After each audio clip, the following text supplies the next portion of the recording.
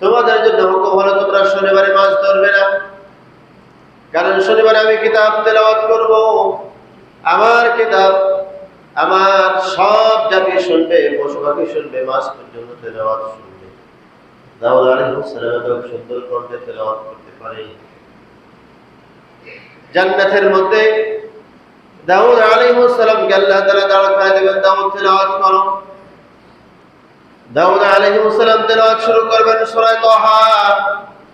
সূরা তাহা যখন তেলাওয়াত শুরু করবেন, জান্নাতের মধ্যে জান্নাতীরা তখন হাওয়া করে ছটফট করবেন, বলবে আল্লাহ তেলাওয়াত যেন বন্ধ না হয়, তেলাওয়াত যেন চলতেই থাকে চলতে থাকে। এমন তেলাওয়াত, এমন সুরের তেলাওয়াত আমরা জীবনে কোনোদিন শুনি নাই। আমরা তেলাওয়াত শুনতে চাই, তেলাওয়াত যেন বন্ধ না হয়। দাউদ আলাইহিস সালাম আয়াত তেলাওয়াত করলে প্রত্যেকটা আয়াতের মধ্যে 70 রকমের সুর কণ্ঠ ভেসে আসতো। এত সুন্দর সুর মানুষ কোনোদিন আর শুনি নাই, শুনবেও না। যারা জান্নাতে যাবে দাউদ আলাইহিস সালামের কণ্ঠে সূরা তাহার তেলাওয়াত তারা শুনতে পাবে। সূরা তাহা তেলাওয়াত করবেন, আল্লাহ তাআলা জান্নাতীদেরকে বলবেন থামো, এর চেয়ে ভালো সুরে সুন্দর তেলাওয়াত তোমাদেরকে শোনাবো, তোমরা শুনতে চাও কিনা? জান্নাতীরা তখন বলেন মালিক এর থেকে আরো সুন্দর তেলাওয়াত হয় নাকি? বলে হ্যাঁ। আল্লাহ তাআলা পয়গম্বর আলাইহিস সালামকে বলবেন, পয়গম্বর আপনি দাঁড়িয়ে সূরা ইয়াসিন তেলাওয়াত করেন, আপনি জান্নাতবাসীদেরকে সূরা ইয়াসিন তেলাওয়াত করে শোনান।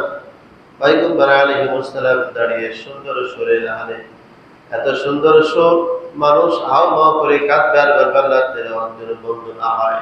পয়গম্বর আলাইহিস সালাম নিজে সূরা ইয়াসিন তেলাওয়াত করবে জান্নাতের মধ্যে।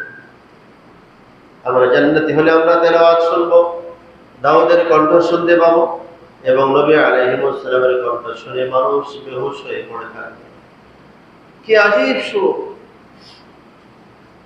প্রত্যেকটা অক্ষরের, প্রত্যেকটা সুরের আল্লাহ তাআলা কয়েক লক্ষ গুণ সুর বাড়িয়ে দেবে, মানুষ শুনে বেহুশ হয়ে পড়ে থাকবে। কি তেলাওয়াত শুনলাম! আল্লাহ তাআলা যখন বসে বলবেন, দেখো দাউদের কণ্ঠ শুনে তোমরা আজীব হয়ে গেলে, আশ্চর্য হয়ে গেলে, তেলাওয়াত বন্ধ করতে নিষেধ করেছো, নবী আলাইহিস তেলাওয়াত শুনে আরো মুগ্ধ হয়েছে। এবার আমি স্বয়ং যদি তোমাদের সামনে তেলাওয়াত করি কেমন হবে?